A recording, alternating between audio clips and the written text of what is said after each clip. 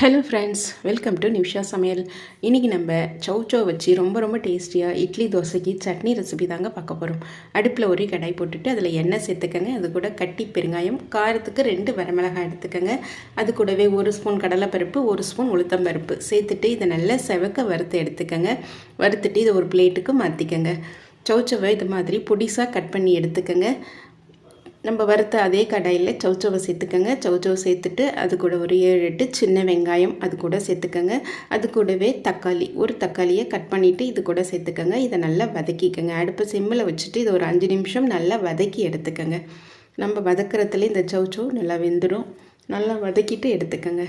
இப்போ நல்லா நமக்கு வதங்கி ரெடி ஆயிடுச்சு. இது கூட ஒரு கைப்பிடி அளவுக்கு கருவேப்பிலை சேர்த்துக்கங்க. கருவேப்பிலை சேர்த்துட்டு அது கூடவே கொஞ்சம் தேங்காய் துருவல் சேர்த்துக்கங்க. கருவேப்பிலைக்கு பதில் நீங்கள் கொத்தமல்லி கூட சேர்த்துக்கலாம்.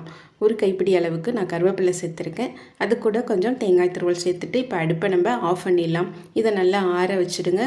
ஆறினதுக்கு அப்புறம் மிக்ஸி ஜாரில் நம்ம ஃபஸ்ட்டு வறுத்த உளுத்தம்பருப்பு, கடலைப்பருப்பு, மிளகாய், பெருங்காயம் சேர்த்துட்டு அது கூடவே நம்ம வதக்கி வச்சுருக்கிற சௌச்சோவையும் சேர்த்துக்கங்க. சௌச்சோ, தக்காளி, வெங்காயம் அது கூட சேர்த்துட்டு இந்த சட்னிக்கு தேவையான அளவு உப்பு அது கூட சேர்த்துக்கங்க. உப்பு சேர்த்துட்டு இதை மிக்சியில் அரைச்சி எடுத்துக்கங்க. இது கூட கடுகு, உளுத்தம்பருப்பு, கருவேப்பிலை தாளித்து கொட்டிடுங்க. ரொம்ப டேஸ்டியான சௌச்சோ சட்னி இப்போது ரெடி ஆகிடுச்சு.